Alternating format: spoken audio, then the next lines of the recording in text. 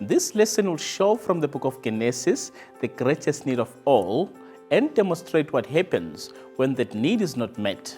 One of the most familiar and controversial parts of Genesis is found in the 3rd chapter. It could be called the crisis, man's sin, and separation from God. The human race faces a dangerous point of decision over sin. Are we going to live life God's way, or are we going to live it our way? In Isaiah chapter 53 verse 6, the Bible says, "All of us, like sheep, have gone astray. Each of us have turned to its own way." That is human nature as it is now. According to the scriptures, however, God made Adam and Eve creatures of complete choice, with the full power to obey God's will or to reject God in favor of their own will. Genesis chapter 3 is describing that crisis the first time it happened. The setting for Genesis 3 is found in chapter 2, verse 8 to 9. The Lord God planted a garden toward the east in the Eden, and there he placed the man whom he had formed. Out of the ground, the Lord God caused to grow every tree that is pleasing to the sight and good for food. The tree of life also in the midst of the garden, and the tree of knowledge of good and evil. So, what happened in the garden? Before answering that question, a brief note needs to be made about studying the first 11 chapters of Genesis. The style of writing in Genesis chapter 1 to chapter 11 is different than the style of the rest of the book. This has led some to question whether or not the account of creation and the subsequent stories in chapter 1 to 11 are supposed to be read as actual historical events, or if it was to function as allegory. This question is troubling for some people because they think what is being suggested is questioning whether or not God created the world. If the story is allegorical, then it did not really happen. But it is not the case here.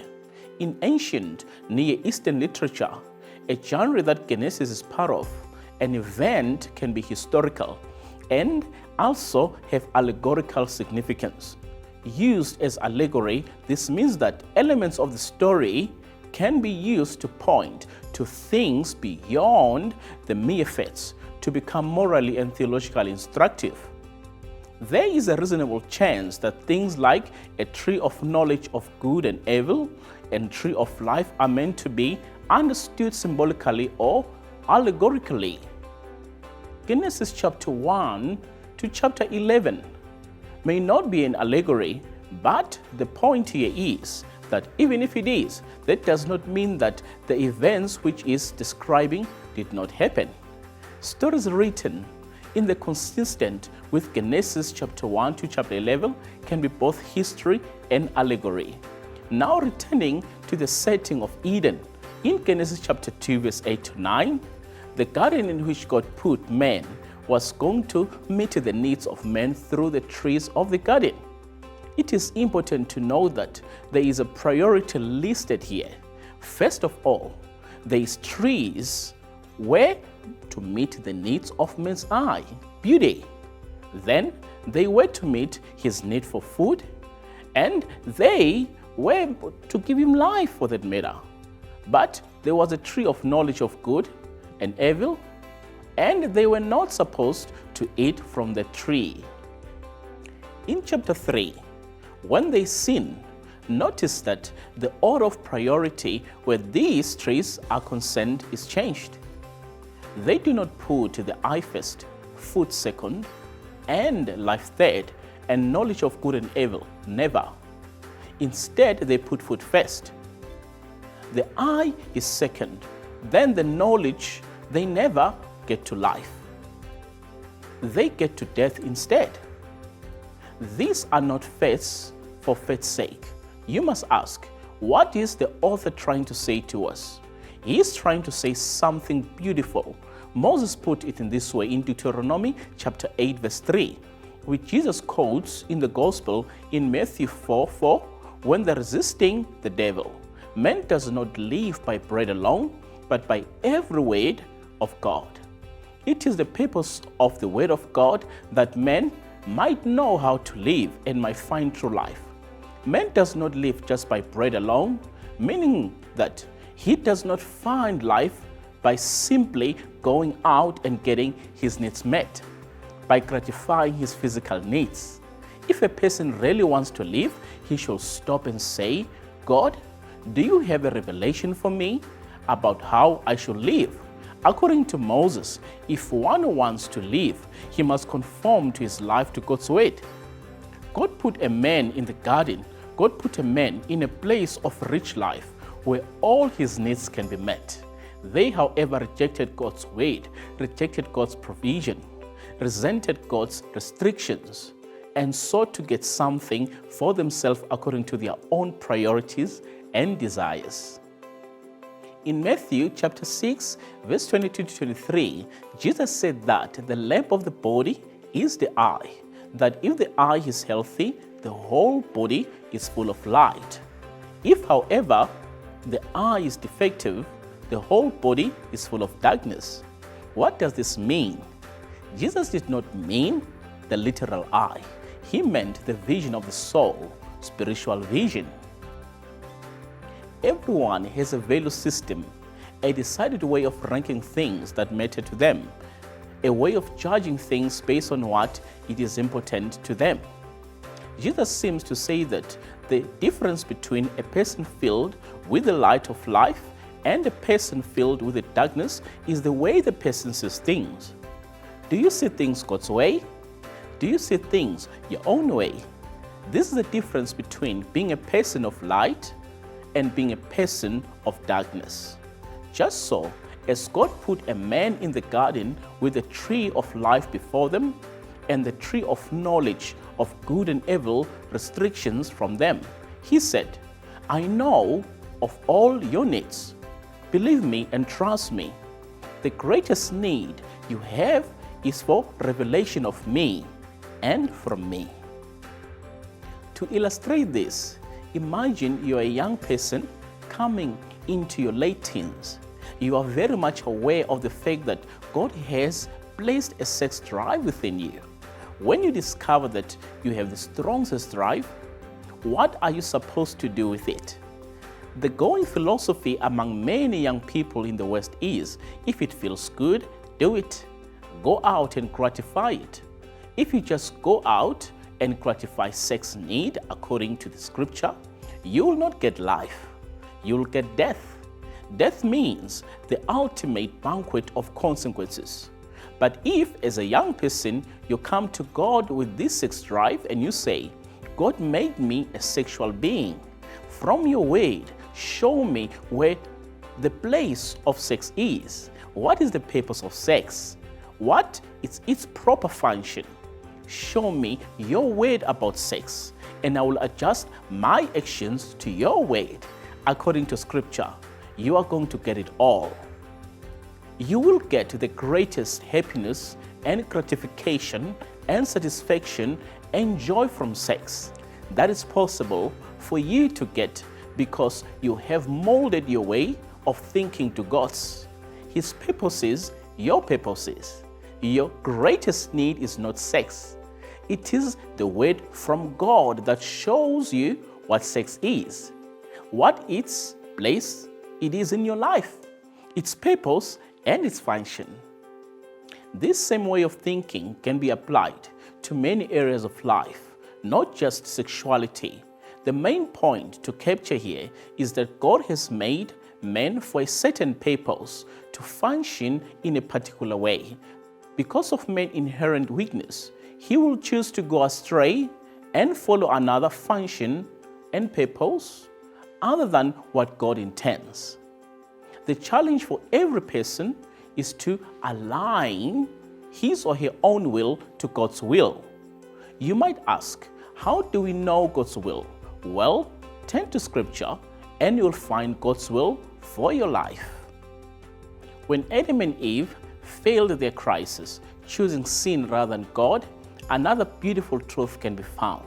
It says in Genesis chapter 3, verse 8 to 13, they heard the sound of the Lord God walking in the garden in the cool of the day. And the man and his wife hid themselves from the presence of the Lord God among the trees of the garden.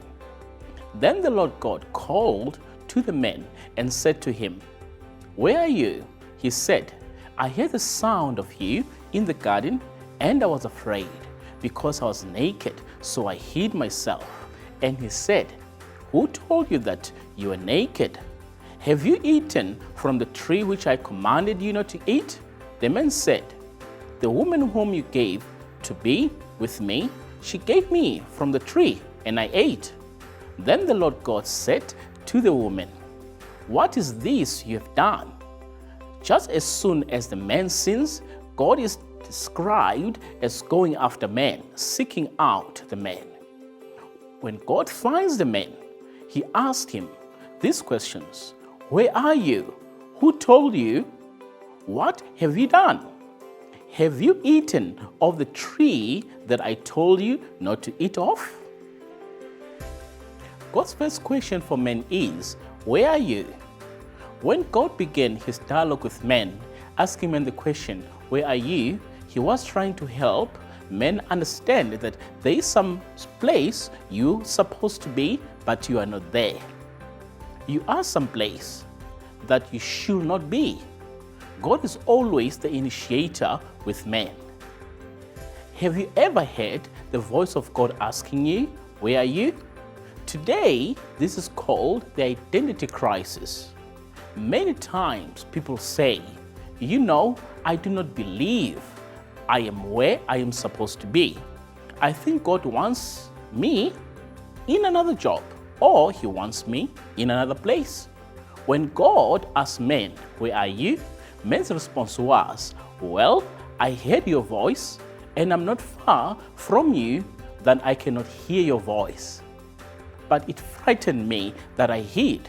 I knew if I kept listening to your voice, my nakedness and thus my sins would be exposed. That is where I am." You might have different ways of hiding. You might use work, play, sleep, food, distraction, obsessions, additions, and endless entertainment, all in an attempt to hide from a God who loves you and who's trying to get you to be where you're supposed to be.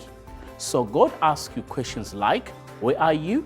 Perhaps you could say to God, "I hear your voice, but it frightens me because I know it is going to expose my nakedness, my sin. So I am hiding. That is where I am." That question leads to the next question. The next question God asked men was, "Who told you?" When man responds to God and says, "I am naked," God says, "Who told you that you are naked?"